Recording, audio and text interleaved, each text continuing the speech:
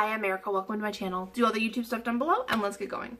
So today we are going to be talking again about eyeshadow palettes and how much I hate them. I feel like this is a topic that I've gone over again and again and again, but without any real explanation as to why. And honestly, I didn't think I really knew why myself, but I sat down and I came up with a list of 3 things that I look for in my eyeshadow palettes. And the first one is versatility. The Naked Heat palette is a perfect example of an eyeshadow palette that wasn't versatile. It had basically the same color again and again and again and again, and you got one warm colored look out of it again and again and again and again, and it was nothing different. And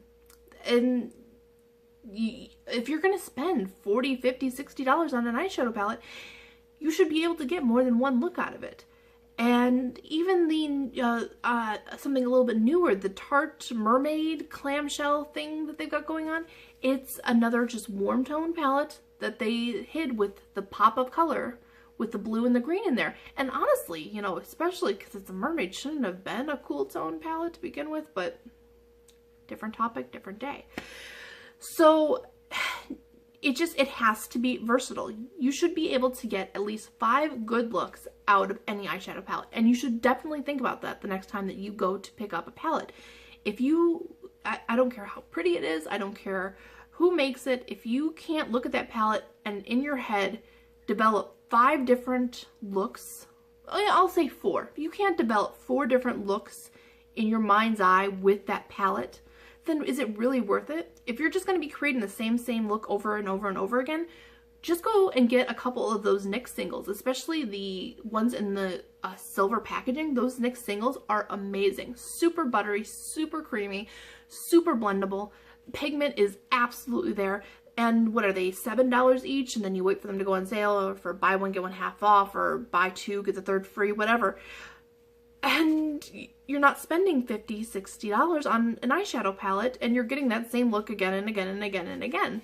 It just doesn't make sense to me why they sell these palettes that only create 1 or 2 looks.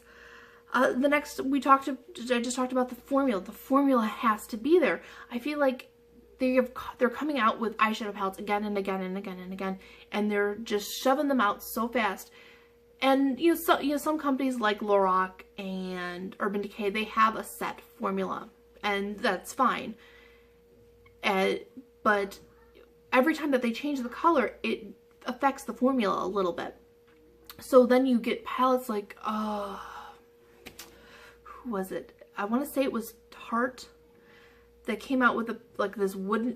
I just remember it was kind of like a birchy colored box, and the formula, it was just bad. It was patchy. It wasn't good. People were returning them left and right.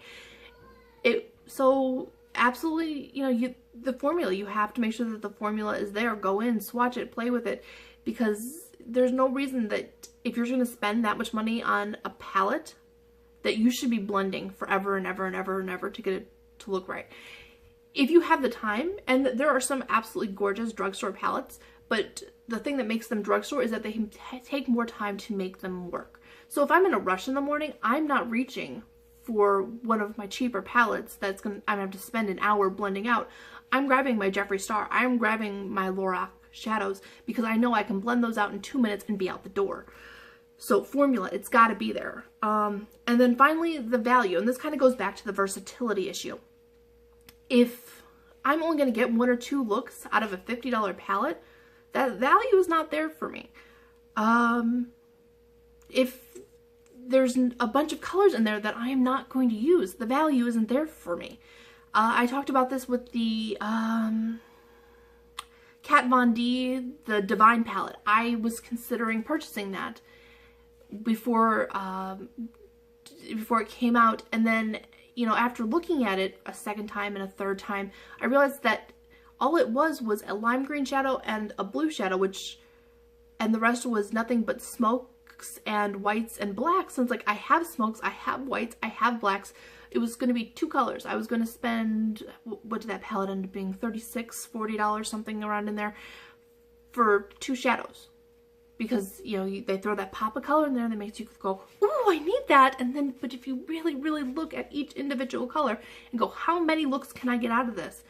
You can go, I can get a green look and I can get a blue look. And that's it. So you have to think about the value of what it is that you're buying.